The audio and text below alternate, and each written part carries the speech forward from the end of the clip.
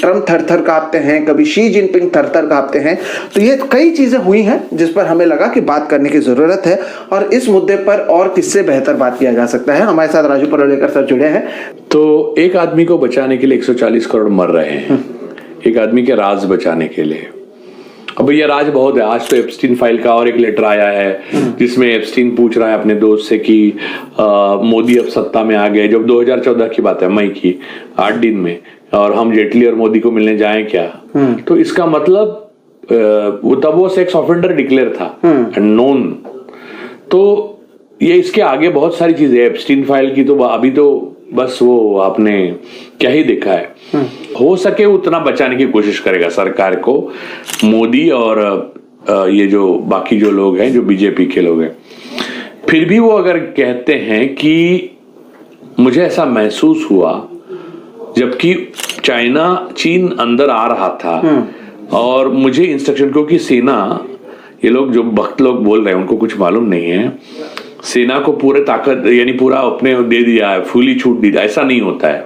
सेना को specific instruction के बिना किसी भी डेमोक्रेटिक कंट्री में सेना कोई एक्ट नहीं करती, एक गोली भी नहीं चला सकती। तो वो चाइना को देखते हुए नरवणे साहब ने इमीडिएटली मंत्रालय में यानी कैबिनेट में फोन किया। वहां पर उन्होंने लिखा है कि डोवाल थे NSA, फिर राजनाथ सिंह थे, फिर प्रधानमंत्री, सारे लोगों पर उन्होंने बताया कि ये ऐसा है। तो उनको अनुमति चाहिए थी, क्योंकि देखिए ministry of external affair is a democratic affair.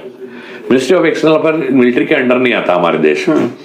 तो अगर आप उस देश के साथ ताल्लुकात जैसे रखना चाहते हैं उस हिसाब से मिलिट्री एक्ट करती है, ये बात समझिए आप बात को।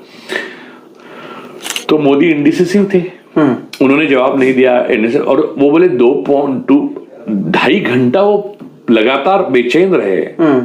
और आखिर वो राजनाथ सिंह का बात होती है तो वो कहते हैं जो उचित समझो वो करो। यानी ऐसा कोई निर्देश ही नहीं जिससे हम तय कर सके। यानी एक जनरल के लिए इससे हताशा की बात क्या हो सकती है, जिसने अपने जीवन भर देशभक्ति, मातृभूमि, ये सब पढ़ा होगा ज्ञान प्रबोधिनी में, उसको ऐसे एक पल पे जो सरकार जो उसके विचारों की थी, उसने, उसके प्रधानमंत्री ने इंस्ट्रक्शन पे बोला गया, उसके रक्षा मंत्री ने कि जो उचित समझो वो करो, तो उन्होंने आगे लिखा है। मैंने इतनी हताशा महसूस की कि मुझे उस वक्त पता चला कि मैं कितना अकेला हूं, मेरी पूरी सिस्टम मेरे साथ नहीं है। ये सारी इनकी मोडस ऑपरेंडी है। तो ऐसे में इन्होंने जो एक्सप्रेशन दे रहे हैं जनरल अपनी किताब, तो उन्होंने बोला मेरे, और अब मेरा काम तो हो गया, मैंने प्रकाशक को दे दी है यानी पेंगुइन को, और मिनिस्ट्री ऑफ डिफेंस ने उनको अटका के रखा है। तो ये सारा किस्सा है इसका जी। तो मोदी स्वाभाविक रूप से चीन पे बात नहीं करना चाहते, चीन के खिलाफ वो कुछ नहीं कर पा रहे हैं, ना US के खिलाफ कुछ कर पाए, ना देखिए भारत के लिए वो कुछ नहीं कर सकेंगे। वो सरेंडर किसी के लिए भी हो सकते हैं क्योंकि उनको कुर्सी चाहिए। सी लिखिए, आज तक जो प्रधानमंत्री हुए हैं, अच्छे बुरे कुछ भी हुए हैं, उन्होंने एक पॉइंट पे जब मौका आया, वक्त आया, तो रेसिग्नेशन दे दिया, लेकिन कुर्सी का मोह नहीं रखा, मातृभूमि के लिए अपनी त्याग पत्र दे दिया।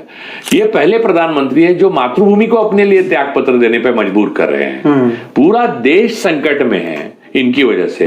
यहाँ एप्स्टीन फाइल में इनके कागज, यहाँ क्रोनीज के कागज, यहाँ अनिल अंबानी आपके लिए वो कर रहा है, एप्स्टीन के साथ बात कर रहा है, वहां हरदीप पुरी बात कर रहे हैं, यहाँ नरवणे को आप चाइना के खिलाफ लड़ने की परमिशन नहीं दे रहे, वहां राफेल का क्या हुआ पाकिस्तान में आपको पता नहीं है, ऑपरेशन सिंदूर। और वो क्या करते मालूम है, सबसे बड़ी बात मुझे यानी आश्चर्य होता है, पूरी RSS ने ये तो यानी RSS एक भयंकर ऑर्गेनाइजेशन है, लेकिन उन्होंने सिखाते वक्त तो ये नहीं सिखाया था कि हर हार के बाद वो एक सेलिब्रेशन करते हैं। एक करारी हार हो जाती है और उन्होंने कभी जीत देखी नहीं, करारी हार हो जाती है, फिर एक बड़ा सेलिब्रेशन करते हैं।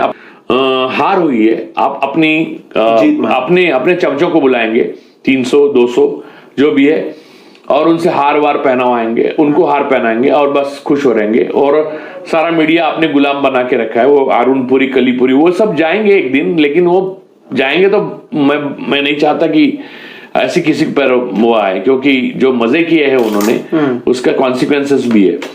पाकिस्तान का चीन को समर्थन था, अगर मैं गोली चलाता और वॉर हो जाता तो क्या मेरे सैनिकों के पास एसेंशियल सप्लाईज आते नहीं आते, बहुत सारे फैसले उन्हें लेने थे। 20 सैनिकों का जो वो वहां पर हो गया जी शहादत, उसके बारे में अनसंग अनऑनर्ड गए हैं वो, अनसंग अनऑनर्ड, क्योंकि प्रधानमंत्री ने ऑन रिकॉर्ड कहा ना कोई करना ही नहीं चाहते थे, हाँ। ना कोई घुसा है ना कोई आया है, जबकि यहाँ पर और चाइनीज मीडिया ने उसको खूब चलाया।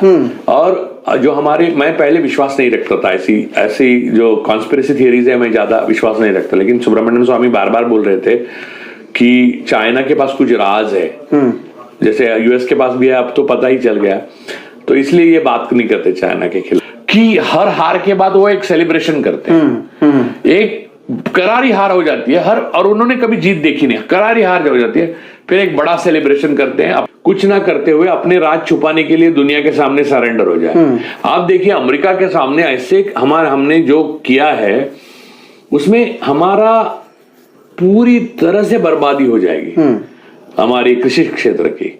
हमारे लिए 18% टैरिफ और अमेरिका को हम 0% टैरिफ।